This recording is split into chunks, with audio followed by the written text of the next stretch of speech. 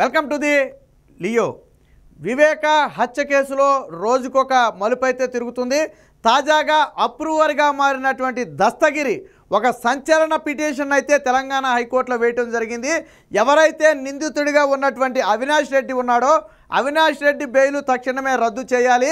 ఆయన వల్ల సాక్షులు ప్రభావితమవుతున్నారు, మా ప్రాణానికి మా కుటుంబ సభ్యుల ప్రాణానికి హాని ఉంది కాబట్టి బెయిల్ షరతులను ఉల్లంఘించిన నేపథ్యంలో తక్షణమే అవినాష్ రెడ్డి బెయిల్ను రద్దు చేసి అరెస్టు చేయాలని చెప్పి సిబిఐని ఆదేశించాలని చెప్పి ఒక పిటిషన్ అయితే వేయటం జరిగింది. ఇప్పుడు రాష్ట్ర వ్యాప్తంగా కూడా ఈ పిటిషన్ ఒక సంచలనంగా మారింది. అయితే ఈ పిటిషన్ తెలంగాణ హైకోర్టులో వేయటం జరిగింది. ఎందుకంటే కేసు మొత్తం కూడా తెలంగాణ బదిలీ అయిన తర్వాత తెలంగాణ హైకోర్టు ఆధ్వర్యంలోనే ఈ కేసు మొత్తం పర్యవేక్షణ జరుగుతుంది. కాబట్టి ఇప్పటికే తన తండ్రి మీద మొన్న ఒక దాడి కూడా చేశారని, తీవ్రంగా గాయపరిచారని, కాబట్టి తన కుటుంబ సభ్యులకు కూడా ప్రాణహాని ఉందని చెప్పి ఈ విషయాన్ని ఇప్పటికే నేను సిబిఐ కోర్టు దృష్టికి కూడా తీసుకువెళ్ళాను, వీటన్నిటిని పరిగణలోకి తీసుకోవాలని చెప్పి దస్తగిరి అయితే ఒక పిటిషన్ అయితే వేయడం జరిగింది. ఈ పిటిషన్ను త్వరలోనే కోర్టు విచారణకు కూడా స్వీకరించబోతుంది. అయితే ఇందులో దస్తగిరి కొన్ని సంచలన ఆరోపణలు చేయడం జరిగింది. ఏంటి అంటే తాను వేరొక కేసులో జైల్లో ఉన్నప్పుడు, కడప సెంట్రల్ జైల్లో ఉన్న సమయంలో దేవిరెడ్డి శివశంకర్ రెడ్డి కొడుకైనటువంటి చైతన్య రెడ్డి తన వద్దకు 20 కోట్ల రూపాయల డబ్బు తీసుకుని వచ్చి నాతో బేరం ఆడాడని చెప్పి ఒక సంచలన వ్యాఖ్య అయితే చేయటం జరిగింది. డబ్బు తీసుకుని కేసును వాపస్ తీసుకుంటే నీకు నీ కుటుంబ సభ్యులకు మంచిది, అలాగే నీ కుటుంబ సభ్యులకు గవర్నమెంట్ ఉద్యోగం ఇవ్వటమే కాకుండా జగన్మోహన్ రెడ్డి, అవినాష్ రెడ్డి నీ ఫ్యామిలీని చూసుకునే బాధ్యత వాళ్ళది. ఒకవేళ నువ్వు కాదు అంటే ఇక్కడ జైల్లో నీకు ఇబ్బందులు తప్పవు, బయట నీ కుటుంబానికి కూడా ఇబ్బందులు తప్పవు. కాబట్టి నువ్వు ఈ డబ్బు తీసుకుని ఈ కేసు నుంచి పూర్తిగా తప్పుకునే ప్రయత్నం చేయాలి, కేసును వాపస్ తీసుకునే ప్రయత్నం చేయాలని చెప్పి నన్ను బెదిరించారని చెప్పి కొన్ని ఆరోపణలు అయితే చేయడం జరిగింది. అంతేకాదు అవసరమైతే ఒకవేళ నా మీద నమ్మకం లేకపోతే స్వయంగా జగన్మోహన్ రెడ్డి, భారతీ రెడ్లతో కూడా నేను ఫోన్ మాట్లాడిస్తాను, అందుకు నువ్వు సిద్ధమంటే చెప్పు, కేసుని వెనక్కి తీసుకుంటానంటే చెప్పు, డైరెక్ట్గా నువ్వు వాళ్ళతోనే మాట్లాడదిగానని చెప్పి కూడా చెప్పడం జరిగింది. అంటే డైరెక్ట్గా భారతీ రెడ్డి, జగన్మోహన్ రెడ్డిలతో నేను మాట్లాడిస్తాను అని చెప్పాడు అంటే వాళ్ళు చెప్పకుండానే చైతన్య రెడ్డి లోనికి వచ్చాడా? అసలు జైల్లోకి డబ్బులు తీసుకుని ఎలా వచ్చాడు? ఒక మెడికల్ క్యాంపు పేరుతో వచ్చి ఆ మెడికల్ క్యాంపు ముసుగులో లోనకి డబ్బులు తీసుకువచ్చి తనను బెదిరించారని, అవసరమైతే సీసీటీవీ ఫుటేజ్ బయటకు తీస్తే వచ్చారా లేదా అనే విషయం కూడా తేలుతుందని చెప్పి దస్తగిరి ఈ పిటిషన్లో పేర్కొన్నారు. వాస్తవానికి అవినాష్ రెడ్డికి ఇచ్చినటువంటి బెయిల్ అనేది షరతులతో కూడింది. ముందస్తు బెయిల్ పిటిషన్ మీద ఇప్పుడు అవినాష్ రెడ్డి బయట తిరుగుతున్నాడు. ఆ షరతులు ఉల్లంఘించకూడదనేది దాని నిబంధన.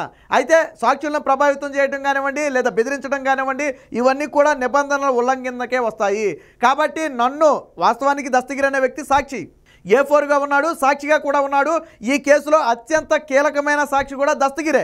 కాబట్టి దస్తగిరిని కోర్టులోకి డబ్బులు తీసుకెళ్ళి, జైల్లోకి డబ్బులు తీసుకెళ్ళి బెదిరించడమే కాకుండా బయట ఉన్నటువంటి తన భార్యను కూడా బెదిరించారు. మొన్న తన తండ్రి మీద కూడా దాడి చేశారు. కాబట్టి తక్షణమే ఇవన్నీ కూడా బెయిల్ షరతుల కింద ఉల్లంఘన కిందకు పరిగణలోకి తీసుకుని బెయిల్ రద్దు చేయాలని చెప్పి ఒక పిటిషన్ అయితే వేయటం జరిగింది. సో దీనికి సంబంధించిన వార్త అయితే ఒకటి వచ్చింది. ఒకసారి చూద్దాం దస్తగిరి ఏం చెప్పాడో. ఇక్కడ చూడండి, ప్రలోభ పెట్టడానికి ఏకంగా 20 కోట్ల రూపాయలను జైలుకే పట్టుకొచ్చారు, అనుకూలంగా సాక్ష్యం చెప్పాలని అక్కడే ఆఫర్ చేశారు, మా కుటుంబ సభ్యులకు ప్రభుత్వ ఉద్యోగాలు కూడా ఇప్పిస్తామన్నారు, అవసరమైతే అవినాష్ రెడ్డి, జగన్ రెడ్లతో కూడా మాట్లాడిస్తామని చెప్పి నాతో బేరమాడారు, అవినాష్ రెడ్డి బెయిల్ రద్దు చేయండి, తెలంగాణ హైకోర్టులో పిటిషన్ వేసిన దస్తగిరి సంచలన ఆరోపణ. సో ఇక్కడ చూడండి, ఇక్కడ అన్నీ కూడా వాళ్ళు ఆల్రెడీ ప్రభుత్వంలో ఉన్నారు కాబట్టి ఆ కుటుంబ సభ్యులకు ప్రభుత్వ ఉద్యోగాలు ఇవ్వటమే కాకుండా దస్తగిరికి 20 కోట్ల రూపాయలు ఆఫర్ చేశారు. ఎందుకు? వీళ్ళకు అనుకూలంగా సాక్ష్యం చెప్పాలి. అంటే వీళ్ళు ఏది చెప్తే రేపొద్దున కోర్టులో కానివ్వండి, సిబిఐకి కానివ్వండి అదే చెప్పాలి. వీళ్ళు మొదటి నుంచి అడుగుతుంది ఏంటంటే రామ్ సింగ్ అనే అధికారి నన్ను బెదిరించి భయపెట్టి నాతో వాంగ్మూలం తీసుకున్నాడు, నేను మనస్ఫూర్తిగా చెప్పలేదు అని చెప్పించాలనేది వీళ్ళ ప్రధాన ఉద్దేశం. అందులోనూ దస్తగిరి లేకపోతే కేసును రుజువు చేయడం అనేది అంత ఆషామాషి వ్యవహారం కాదు, కొంచెం కఠినమైన వ్యవహారమే. కాబట్టి దస్తగిరిని భయపెట్టి బెదిరించే ప్రయత్నం చేస్తున్నారు. స్వయంగా కోర్టుకే 20 కోట్ల రూపాయలు తీసుకెళ్లారంటే జైలు అధికారుల మీద కూడా దీని మీద ఎంక్వైరీ చేయాలా? జైల్లోకి డబ్బులు పట్టుకుని ఎలా వెళ్ళగలిగారు? మెడికల్ క్యాంపు పేరుతో వీళ్ళు లోనికి డబ్బులు పట్టుకెళ్ళి అక్కడే దస్తగిరికి ఆఫర్ చేయడం కూడా జరిగింది. సో ఇక్కడ చూడండి, వివేకా కేసులో 8వ నిందితుడైన అవినాష్ రెడ్డి బెయిల్ రద్దు చేయాలంటూ 4వ నిందితుడైనటువంటి దస్తగిరి ఒక హైకోర్టుని అయితే తెలంగాణ హైకోర్టుని ఆశ్రయించాడు. సాక్షులను సాక్ష్యాధారాలను తారుమారు చేయరాదన్న బెయిల్ షరతులు ఉల్లంఘించినందున అవినాష్ రెడ్డి బెయిల్ రద్దు చేయండి అంటూ పిటిషన్ దాఖలు చేశారు.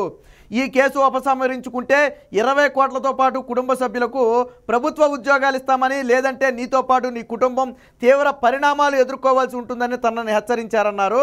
కడపలోని ఒకరోజు రాత్రి తన తండ్రి పైన ఈ నెల 8న తన తండ్రి పైన కూడా దాడి చేశారని, రక్షణ కేవలం తనకు మాత్రమే ఉంది, తన కుటుంబానికైతే రక్షణ లేదని చెప్పి చెప్పడం జరిగింది.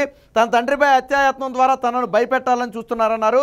వేరే నేరంతో జైల్లో ఉన్నప్పుడు అవినాష్ అనుచరులు తనను హత్య చేయడానికి కూడా విఫలయత్నం చేశారు. తరువాత బెయిల్పై విడుదలయ్యాక సిబిఐ రక్షణ కల్పించడంతో తనను బెదిరించడం సాధ్యం కాక కుటుంబ సభ్యులపై దాడికి దిగారు.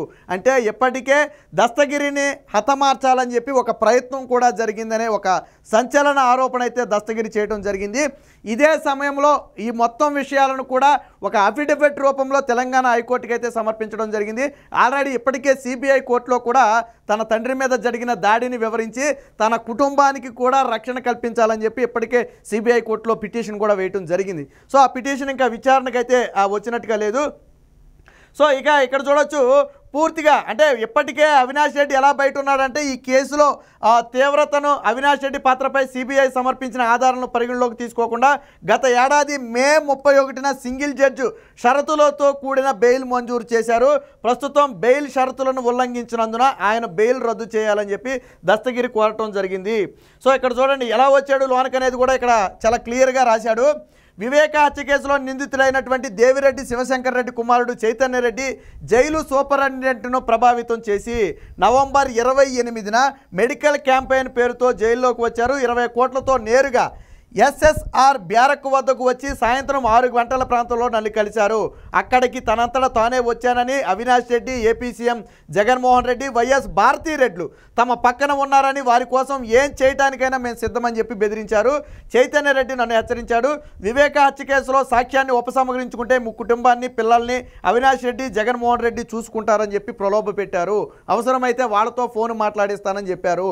నీ వల్లే మా తండ్రి అయినటువంటి శివశంకర్ రెడ్డి జైల్లో ఉన్నాడు, అవినాష్ రెడ్డి తండ్రి భాస్కర్ రెడ్డి కూడా నీ వల్లే జైల్లో ఉన్నాడు, వారికి ఏదైనా జరిగితే నీ కుటుంబానికి కూడా హాని తలపెడతామని బెదిరించారని చెప్పి ఒక ఆ రోజు ఇచ్చినటువంటి అఫిడవిట్లో అయితే దస్తగిరి అయితే వేయటం జరిగింది. సో దీని మీద అయితే హైకోర్టు అయితే విచారణకు తీసుకోనుంది. మరి విచారణలో గన అవినాష్ రెడ్డి షరతులు ఉల్లంఘించినట్టుగా భావిస్తే ఈ జరిగిన దాడి కానివ్వండి, బెదిరింపులు కానివ్వండి షరతుల ఉల్లంఘన కిందకే వస్తాయి. కాబట్టి అవినాష్ రెడ్డి బెయిల్ను రద్దు చేసినా ఆశ్చర్యపోవాల్సిన అవసరం లేదు. ఎందుకంటే షరతులు ఉల్లంఘిస్తే కోర్టులు చూస్తూ ఊరుకోవు, కఠిన నిర్ణయాలు తీసుకుంటాయి. కాబట్టి ఇప్పుడు ఏకంగా ఒక సాక్షిని, ఆ కుటుంబాన్ని కూడా భయపెట్టి బెదిరించి చివరికి హత్యాయత్నం దాకా వెళ్ళారు. కాబట్టి ఖచ్చితంగా అవినాష్ రెడ్డి బెయిల్ రద్దు అవుద్దని చెప్పి కొన్ని న్యాయవర్గాల్లో అయితే చర్చ నడుస్తుంది. మరి చూడాలి కోర్టు ఏ విధమైన తీర్పిస్తుంది, దీనికి అవినాష్ రెడ్డి ఎటువంటి కౌంటర్ వేస్తాడనేది వేచి చూడాలి.